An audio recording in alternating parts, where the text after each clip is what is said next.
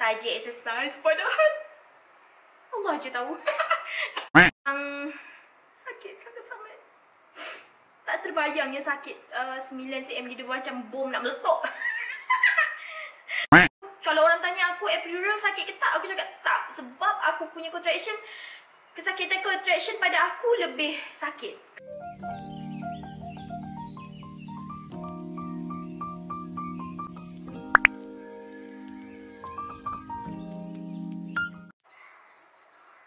Hi guys, welcome back to my channel. Hope you guys have an awesome day today. If korang first time datang dekat channel aku ni, let me introduce myself. My name is Nela. Nice to virtually meet you guys. Salam sikit, salam sikit. Okay, so if you guys haven't subscribed yet, please don't forget to do so. Subscribe to my channel, okay? But if you dah subscribe to me, thank you so much. And thank you sebab sudi tengok video ni. Okay, so untuk video kali ni, I nak sambung kejap. I pelahkan TV jap. So untuk video kali ni, I nak sambung share pengalaman I bersalin anak kedua secara caesar, ya. Okay, by the way, this is video for part 2. If you guys belum tengok lagi part 1, korang boleh check out link dekat description box below. Ataupun kalau rajin, kalau I ingat, I akan masukkan link dekat atas ni, okay? So, masa part 1, I cuma share sampai bahagian I pergi check up je. And then now, untuk this video, I nak sambung to the part where I pergi admit to hospital. Ataupun bahasa kasarnya senang cerita, I pergi serah diri lah, ya. Okay, I serah diri pada, tak salah I, 41 minggu macam tu. Yes, I pergi serah diri pada usia kandungan I berusia 41 minggu. Tapi sebelum I pergi check in tu, pada 40 minggu, I ada macam menghadap, I ada kena force contraction tau. Force contraction yang I kena ni bukan sekali atau 2 kali tau, tapi I kena 7 hari berturut-turut. Yang mana force contraction tu adalah sangat konsisten. Cuma dia bukannya makin lama makin sakit. Dia konsisten, dia tahap kesakitan dia konsisten, kekerapan dia pun konsisten.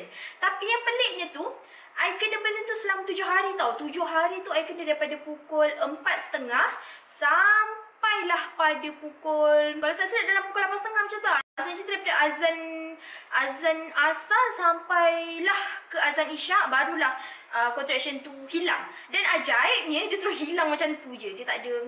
Aku ni sampai dah tunggu dekat depan pintu keluar, nak keluar ke tak, pergi hospital. Laki aku nak pergi ke tak je tu lah. So disebabkan sakitnya berhenti kat situ je, so aku pun buat decision untuk abaikan je lah sakit tu. Sebab dia tak ada macam satu urge yang, satu rasa sakit yang, oh okey aku nak beranak. Dia tak sampai lagi tau tahap tu. Tapi dalam pada aku 40 minggu tu, aku korang tak korang lah faham dah ya korang. Aku ada turun darah. Tapi turun darah bukannya yang banyak tau. Pengalaman I masa anak yang first, I memang turun darah yang banyak macam period. Memang banyak. Pad tu kalau memang penuh lah. Tapi untuk anak kedua ni dia lain sikit. I cuma, ada darah sikit je dekat, dia turun sekali dengan keputihan. Tapi dia sangat halus sampai I terpaksa, sorry lah kalau agak geli ke apa ke, tapi I cuma nak share I punya pengalaman lah kan. So, I punya darah tu, dia macam di sebalik keputihan, I terpaksa belik-belik. So, I ternampak dan I belik-belik. Okay, betul memang darah. Tapi masa tu macam, ya ke ni tanda? Kenapa sikit sangat darah? Macam pelik lah kat situ. So disebabkan tu juga, walaupun I dah ada tanda, I dah ada contraction, force contraction tu, saya decide untuk abaikan je. Selagi tak ada tanda-tanda yang macam, nak tahu tak nak. Tu aku tunggu benda tu je. Sampailah, barulah aku pergi hospital. Aku tunggu sampailah date untuk I serah diri pada 41 minggu, iaitu pada 14 hari bulan 11. I masa check in hospital agak lambat. Patutnya kena check in pukul 8, tapi aku buat kepala aku pergi breakfast dulu dengan lelaki aku dalam pukul 10 macam tu, dekat 2 jam lah dekat mamak. Dan pukul 12 macam tu, 12 lebih baru check in. Dan bila check in tu tak adalah kena marah ke apa ngana. Dan kita pun tak ada apa-apa masalah kan. So macam I tak ada masalah GDM, tak ada masalah apa-apa kesihatan, tak ada, memang normal. So I serah diri dengan relax je lah. Sampai ke hospital, pergi solat Zuhur, pergi dapat makanan untuk makan tengah hari, dapat lunch. Dan duduk relax-relax macam biasa. Dah golek daripada Zuhur sampailah ke Asar. Aku nak pergi baru nak bangun nak pergi sembahyang asar ni, tiba-tiba I rasa sakit perut yang tak amat sangat. Dan itulah dia contraction yang first yang memang I yakin okay, esok aku dah beranak. Macam tu tau. So masa ni kan I punya kesakitan dah dalam 30 minit sekali. Ni kalau masa tu kalau check mungkin bukaan I dalam 1 cm je lah baru. So aku tahan je lah sendiri kan. Apa ni, aku tak ada cerita dekat nurse, aku tak ada panggil nurse cakap aku sakit ke apa, tak ada. Aku layan seseorang je walaupun sakit. Oi, contraction sakit. So sepanjang malam lah ya aku menanggung sakit tu. Daripada lepas asar sampai maghrib, isyak, tengah malam pun aku layan tonggeng-tonggeng aku dekat katil tu. Nurse tanya kenapa, contraction ke? Apa, dah sakit sangat ke? Taklah, saja exercise. Padahal Allah je tahu. So aku buat macam apa ni, notes je lah kat sini ya. Kita ringkaskan cerita je lah. Okay, so first contraction aku yang pertama ialah lepas asar, iaitu 30 minit sekali. And then pukul 12 tengah malam aku kena, masa ni dah start 15 minit sekali. Lepas tu pukul 4 pagi macam tu dia dah start 10 minit sekali. And then 6 pagi nak subuh lah kan. Dan aku nak pergi mandi sekali lah. Aku set mandi macam tu dalam 6.30 lah gitu kan. 6.30 tiba-tiba aku sampai je katil. Aku rasa macam ada, macam air kencing. Dia macam ada air jatuh, tapi dia bukan air kencing. Kalau air kencing kita tahu kan air tu macam mana kan, macam rasa sedap je kan kencing tu keluar. Tapi ni tak, dia rasa macam ada benda keluar, tapi dia adalah air, tapi dia macam tak ada apa-apa berlaku tau. Tapi masa aku tak tahu itu sebenarnya adalah leaking. Ketuban aku dah start leaking, tapi aku tak tahu. Dan aku ingat dia cuma macam kencing biasa. So aku pun teruskan je lah rutin harian aku. Rutin aku menahan kesakitan tu masih lagi. Aku pergi tandas mula untuk tukar pad. Sempat tukar.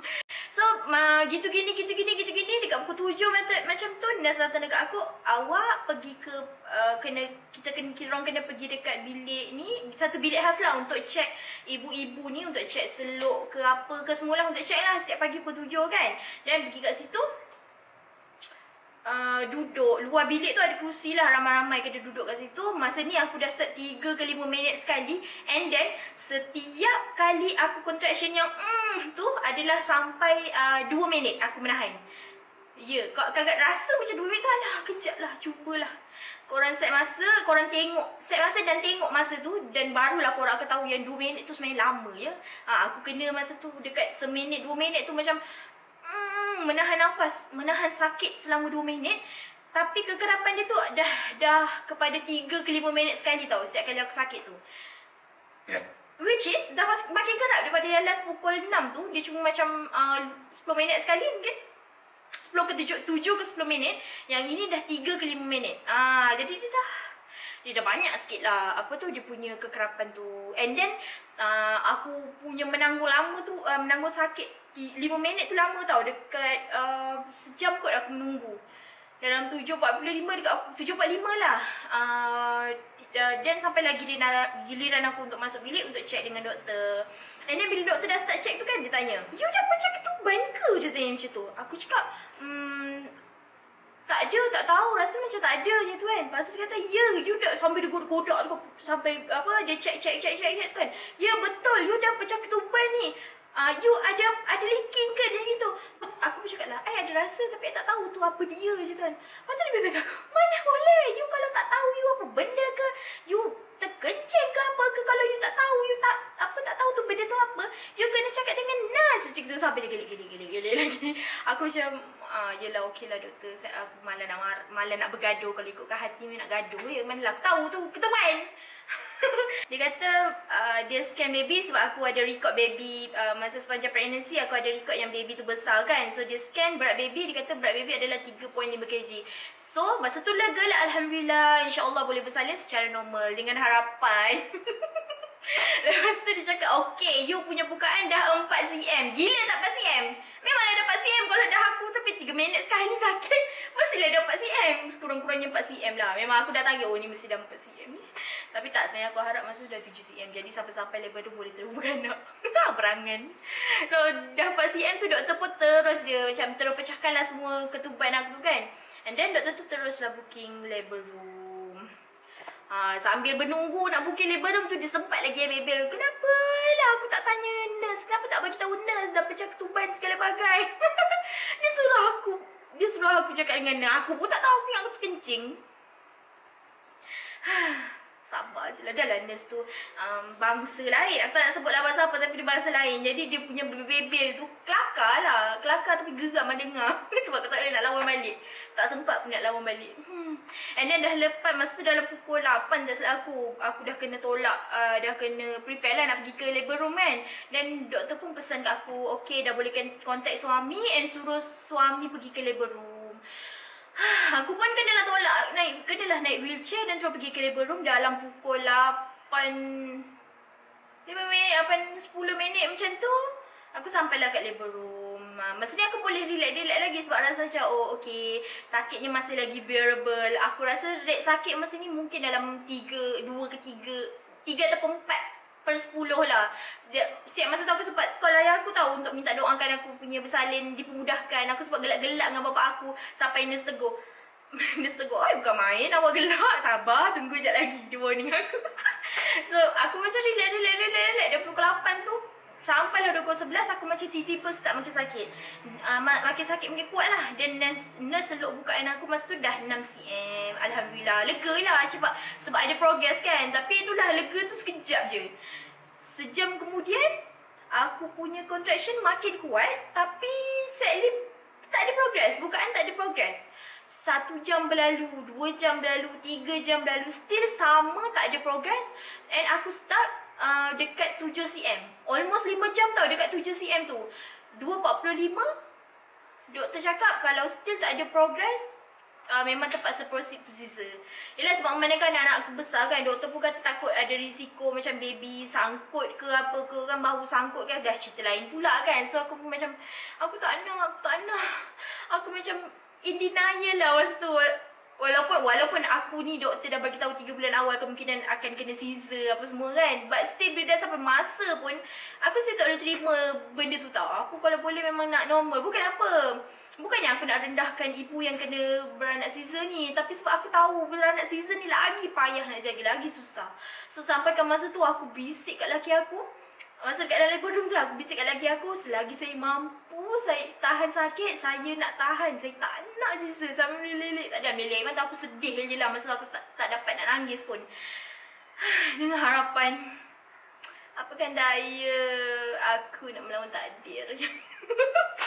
Lepas tu bila dah start pukul 3, dan pukul 3 macam tu lah, harapan aku pun dah start macam tipis je. So aku still lagi start dekat 7 cm masa pukul 3 tu. So staff nurse pun dah start nak prep lah untuk hantar aku ke bilik operation apa semua. Lepas settle je semua preparation, tukar baju apa semua kan, kebar-kebar barang, diorang pun terus tolak aku masuk ke dalam operation theater. Dalam 3.30 macam tu lah aku sampai kat, sebab ada jam kan, so aku tengok lah jam. Aku memang keep on track lah pada masa ya. Lepas tu doktor check, masa dekat dalam operation room tu, doktor ada check tau aku punya bukaan.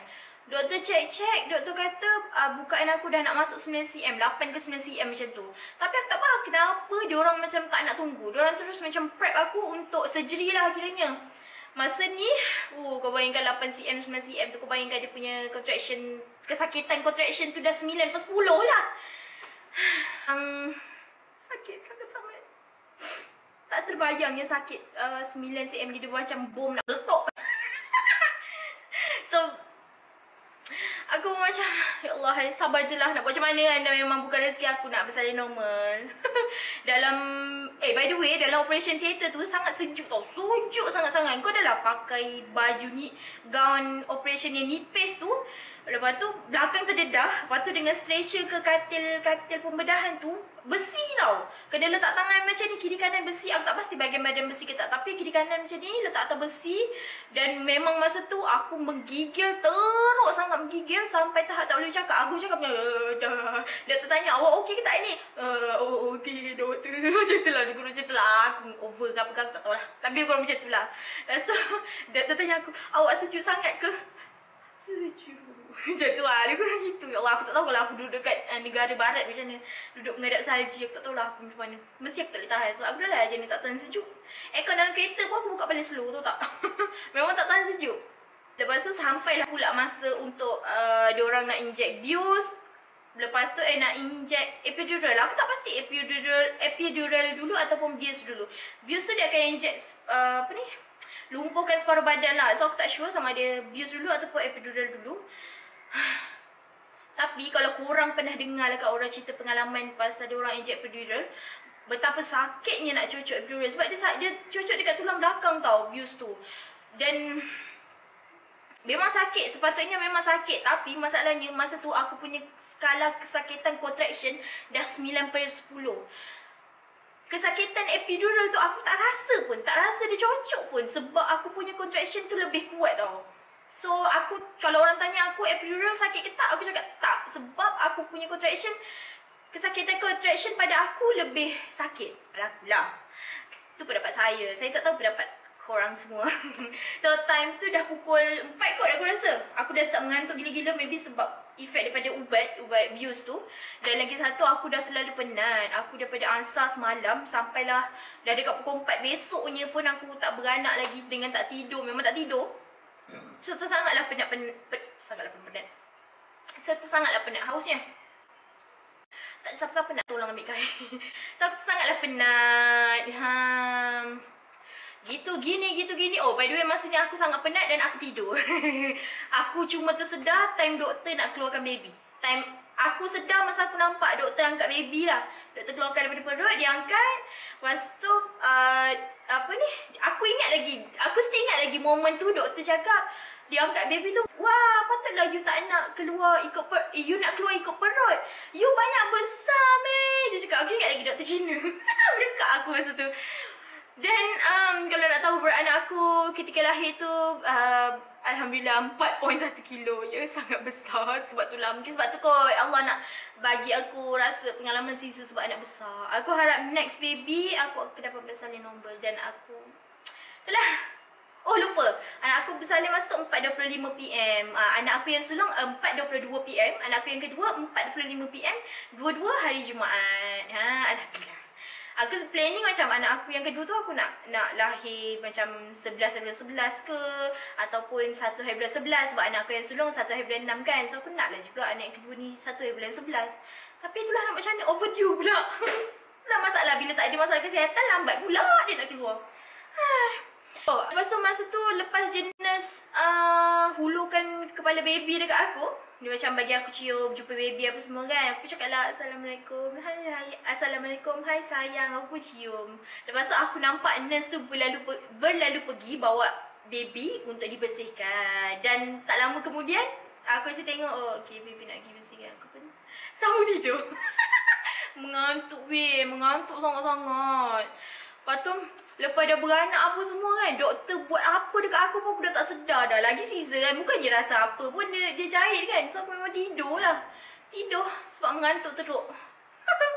And the rest is history. Lah begitulah kisahnya. Ya, kisah saya bersalin. Alhamdulillah hari ni, to this day, my sweet boy dah pun berusia 2 tahun 3 bulan nanti. Dah 2 tahun 3 bulan sebab dia lahir 15 hari bulan 11 2019. Alhamdulillah. Aku nak buat video ni bulan 11 nanti, bulan 11 hari tu tau. Tapi itulah dah lambat sangat. Sekarang ni dah bulan 2 2022. Dah terlambat sangat lah kan nak buat. So tak apalah, aku buat juga sempena dia 2 tahun lah ya. So itulah, siapa sangka all the pain yang I kena hadap selama ni to bring him to this world. But still, Alhamdulillah. I'm happy for having him as my baby. Okay guys, aku rasa that's it for today. Cukup. Itu je lah aku rasa pengalaman aku bersalin anak kedua by Caesar. Okay. Thank you so much for watching. Hope you guys enjoy watching this video as much as I enjoy doing it. And that's it for today. Thank you guys. See you in my next one. Bye bye.